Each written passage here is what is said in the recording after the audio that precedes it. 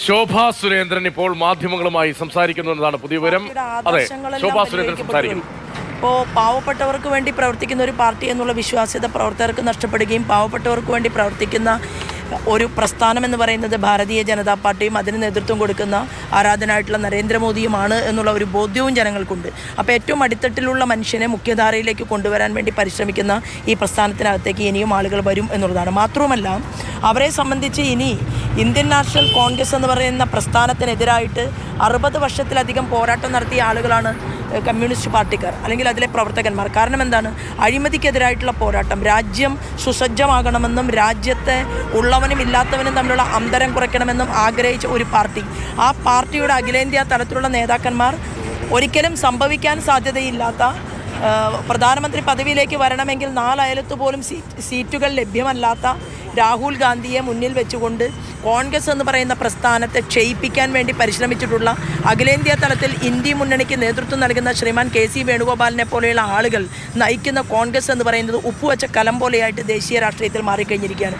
അപ്പോൾ എന്താണ് ഒരു ഓപ്ഷൻ എന്നുള്ളത് നല്ലവരായിട്ടുള്ള കോൺഗ്രസ്സുകാരും മാർക്സിസ്റ്റുകാരും ചിന്തിക്കുന്ന ഒരു കാലാംശത്തിലാണ് ഭാവി കേരളം ചർച്ച ചെയ്യപ്പെടാൻ പോകുന്നത്. തീർച്ചയായിട്ടും ഭാരതീയ ജനതാ പാർട്ടിയിലേക്ക് ധാരാളം ആളുകൾ കടന്നു വരികയും ഈ പാർട്ടിയുടെ പശ്ചാത്തലം അത് ഇനിയും വിപുലമാകുകയും ചെയ്യും. അത് മോദിജി പറഞ്ഞതുപോലെ ഏത് പൊസിഷനിലിരിക്കുന്ന ഒരു വ്യക്തിയാണെങ്കിലും ആ വ്യക്തി ഒരു സേവകനെ പോലെ ഒരു സേവികയെപ്പോലെ പ്രവർത്തിക്കുന്ന ഒരു കാലഘട്ടമാണ് ഞങ്ങളുടെ മുന്നിൽ ഉള്ളത് എന്നുള്ളതാണ്. LDF കൺവീനർ തന്നെയാണ് ഇപ്പോൾ തുറന്ന് സംബന്ധിക്കുന്നത്. അപ്പോൾ LDF ഒരു തെരഞ്ഞെടുപ്പിന് നേരിടുന്ന ദിവസം രാവിലെ അദ്ദേഹം ഇത് പറയണമെങ്കിൽ അത് മനസ്സ് LDFനൊപ്പം ഇല്ല എന്നല്ലേ? അതുകൊണ്ടായിരിക്കില്ല അദ്ദേഹത്തിനെ കൊല്ലാൻ കൊട്ടേഷൻ കൊടുത്തു എന്ന് ബോധ്യപ്പെട്ടിട്ടുണ്ടാവും. കാരണം അദ്ദേഹത്തിന് ഏതൊരു വ്യക്തിക്കും അവരുടെ കുടുംബത്തോടൊപ്പം ഈ സമൂഹത്തിൽ വളരെ നല്ല രീതിയിൽ ജീവിക്കണമെന്നും ഒരുപാട് വിഷയങ്ങളിലൂടെ കടന്നു വന്ന ആളാണല്ലോ. അപ്പോൾ അദ്ദേഹത്തിൻ്റെ കയ്യിലെല്ലാം വളരെ നിർണായകമായിട്ടുള്ള പല തെളിവുകളും ഉണ്ടായിരിക്കണം എന്ന് ഞാൻ കരുതുന്നു. അപ്പോൾ അത്തരത്തിലുള്ള സാഹചര്യത്തിലൂടെ അദ്ദേഹത്തിന് നിലനിൽപ്പ് തന്നെ നഷ്ടപ്പെട്ട ഒരു സാഹചര്യത്തിൽ പൊതുസമൂഹവും മാധ്യമ സമൂഹവും അദ്ദേഹത്തെ കൈപ്പിടിക്കണമെന്ന് അദ്ദേഹം ആഗ്രഹിച്ചിട്ടുണ്ടെങ്കിലോ അതിനെക്കുറിച്ച് കൂടുതൽ എനിക്കറിയില്ല.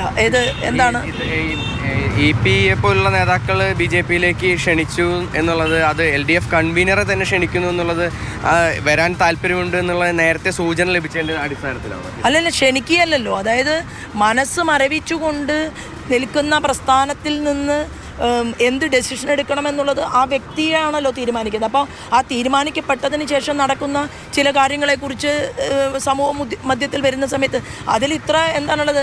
ആസാമിൽ നമ്മൾ കണ്ടതല്ലേ, കോൺഗ്രസിൻ്റെ ഏറ്റവും പ്രഗത്ഭനായിട്ടുള്ള നേതാവ് ഹിമന്ത എന്ന് പറയുന്ന വ്യക്തി, ബഹുമാനപ്പെട്ട ഹിമന്ത ഇപ്പോൾ ഭാരതീയ ജനതാ പാർട്ടിയുടെ ഏറ്റവും വലിയ ടോപ്പ് ലീഡറല്ലേ, ആസാമിൻ്റെ മുഖ്യമന്ത്രിയല്ലേ. അപ്പം ഇന്ന് കേന്ദ്ര തലത്തിൽ കഴിവും പ്രാപ്തിയുമുള്ള അനവധി നേതാക്കന്മാർക്ക് അർഹമായിട്ടുള്ള സ്ഥാനം കൊടുത്ത് അവരെ ഒരുപക്ഷെ കോൺഗ്രസിനകത്ത് പരിഗണിക്കപ്പെട്ടിരുന്നുവെങ്കിൽ ഒരുപക്ഷെ ഇന്ന് പത്മജ ചേച്ചി പോലും ഭാരതീയ ജനതാ പാർട്ടിക്കകത്തേക്ക് വരില്ലായിരുന്നല്ലോ. അപ്പോൾ മുൻ മുഖ്യമന്ത്രിമാരുടെ മക്കൾ മാത്രമല്ല, അഖിലേന്ത്യാ തലത്തിൽ മാധവറാവു സിന്ധ്യയുടെ മകൻ മാത്രമല്ല, ദേശീയ തലത്തിൽ ഏതാണ്ട് ഒരു 10-40% വരുന്ന നേതാക്കന്മാർ അവർ ഭാരതീയ ജനതാ പാർട്ടിയിലേക്ക് കടന്നു വരികയാണ്. ഇതിനർത്ഥം എന്താണ്?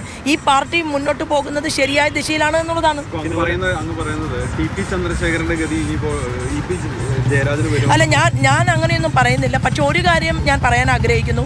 ഈ ആലപ്പുഴ പാർലമെൻറ്റ് മണ്ഡലത്തിൽ പോലും ഇന്നലെ 1:30 മണി വരെ ഞാൻ ആ മണ്ഡലത്തിൽ ബൂത്ത് തലത്തിൽ ബൂത്ത് കെട്ടിക്കൊണ്ടിരിക്കുന്ന ആളുകളുമായിട്ട് അവരുടെ ഇടയിലേക്ക് ചെല്ലുകയും ഞാൻ എൻ്റെ ഫേസ്ബുക്ക് പേജിൽ അത് ലൈവ് ചെയ്തിട്ടുണ്ട്, പ്രവർത്തകരോടൊപ്പം നിൽക്കുകയും ഒക്കെ ചെയ്തുകൊണ്ട് ഇരിക്കുന്ന ഒരു സാഹചര്യമായിരുന്നു. പക്ഷേ വോട്ട് ചെയ്യുക എന്നുള്ള ഏറ്റവും പ്രധാനപ്പെട്ട കാര്യമായതുകൊണ്ട് ഞാൻ അവിടെ നിന്ന് ഏതാണ്ട് ഒരു 2:30 മണിക്ക് അരൂർ നിയോജകമണ്ഡലത്തിൽ നിന്ന് പുറപ്പെട്ടു.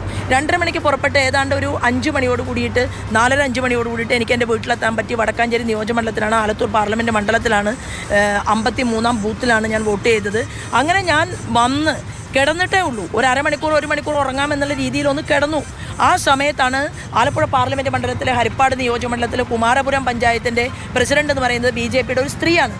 ആ സ്ത്രീയുടെ വീടിനടുത്ത് 1:30 മണി വരെ അവർ കാത്തു സൂക്ഷിച്ചിരുന്ന എൻ്റെ ബൂത്ത് സംവിധാനങ്ങൾ, അതായത് ബൂത്ത് കെട്ടാനും അവിടെ ആളുകളെ ഇരുത്താനും വോട്ടർമാർ വരുന്ന സമയത്ത് സ്ലിപ്പ് കൊടുക്കാനും ഒക്കെ തയ്യാറാക്കിയിട്ടുള്ള അതും അപ്പാടെ വലിച്ചു കീറി എറിയുകയും രാജ്യ വീടിനകത്ത് കയറിയിട്ട് കൊന്നുകളയുമെന്ന് ഭീഷണിപ്പെടുത്തുകയും ഒക്കെ ചെയ്യുമ്പോൾ ഈ പാർട്ടി എവിടേക്കാണ് പോകുന്നത്?